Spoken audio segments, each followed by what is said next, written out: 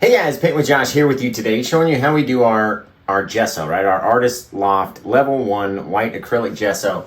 I normally do it down on the table down here, so we're going to see what it looks like when we do it up here on the easel. Now, the reason we want to cover our canvas with, oh my heck, there we go. Now, the reason we want to cover our canvas with gesso is so the color doesn't sink in, it doesn't dry too quickly. Some of the times if you put your liquid white right on the canvas right here, it'll suck in different places and become dry. So this acrylic paint is going to dry very fast. We're going to put it in different areas, and I probably don't do it the correct way, right? But if you want to paint like Josh, this is how we do it. So all I'm really doing is just putting a very fine layer of it, trying not to spray it everywhere, and you have to work quickly because it's going to dry very quickly.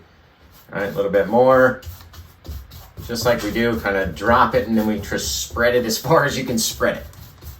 Let's see, trying to get every little single dimple in the canvas filled in, right? And that's how it's going to be nice and smooth. You're going to be able to tell a difference, let me tell you. I was a very big proponent of not even needing gesso, right? You can just take it right out of the canvas, right out of the pack, put your liquid white on and go. And some of the times you can. But depending on, look at those chunky bits, those dry bits. Depending on the quality of the canvas that you're using, you know, a lot of times we're getting the quality pack, the economy packs, right? You buy the 5-pack or the 6-pack, especially around Christmas, they give you those extra packs, the extra canvas inside the pack. It's like the best gift ever, right?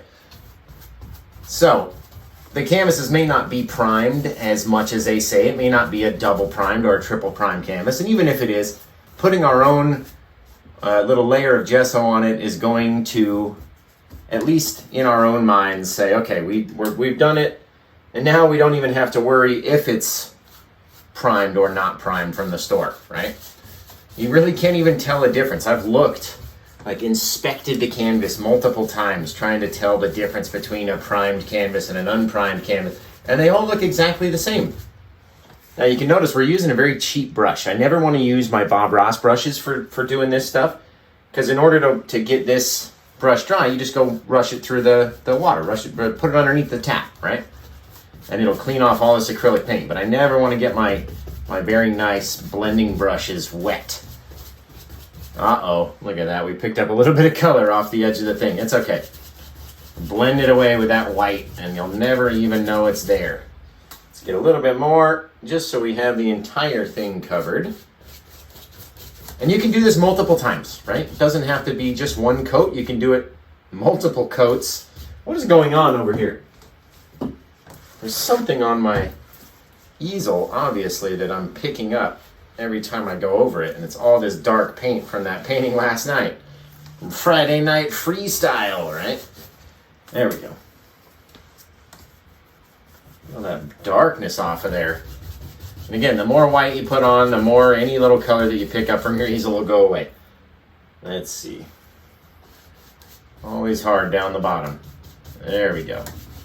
Get all that stuff out of there, mix it all in. Very soft, very little light layer of gesso. And you can tell it's already started to dry up here just from the grippiness on the brush. It's very grippy, it's very sticky, right? As it starts to dry, it becomes very sticky. So stretch it to its max.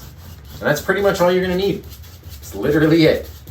It's always funny when Josh makes a video, there's always some sort of screw up, right? So as it dries, you'll start to notice little patches that may need a little bit more in different areas. So just go over those spots, and then take about 10 minutes to dry fully.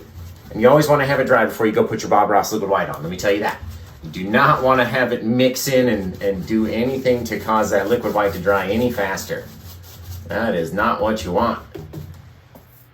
And again, you can go over the whole canvas as many times as you want once it dries, and then you can sand it in between layers and do all that stuff. If you want to get really serious about it, you can sand it in between layers.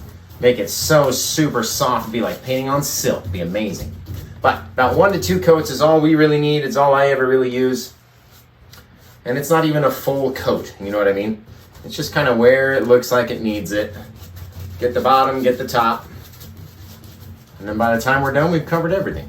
Bam, bam, bam, bam, bam. So, I hope this video was helpful. If it was, give it a thumbs up, give it a like, give it a share, show people how we gesso canvases, and then we'll get ready to put our Bob Ross liquid white on and hop into the next video. So, make sure you catch that video. and every video coming out by subscribing to my channel. And you can also join and become a member for $7.99 a month, youtube.com/paintwithjosh/join. And that's the only thing we're going to say. So you guys have the rest of a good day, and we're going to get ready to go prep and get a cool little painting on this canvas. So until we see you again, take care. Ba-boom!